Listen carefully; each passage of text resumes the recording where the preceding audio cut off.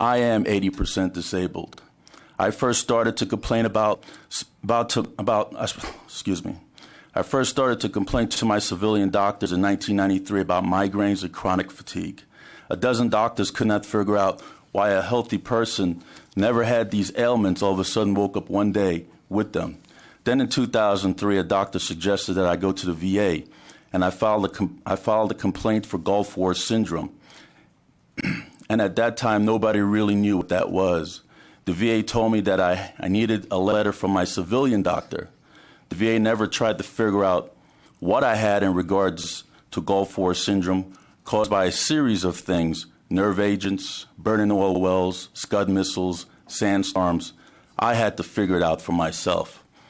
After dozens of doctors and years later, the symptoms worsened, and my migraines were so intense that at times I wanted to hit my head against the wall just to knock myself out.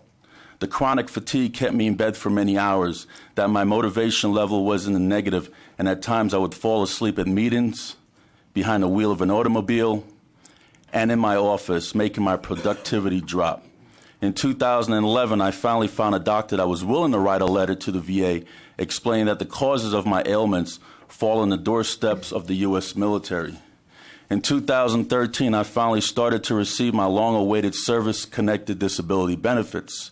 I had a disability rating of 80%, and the funding was backdated to 2011.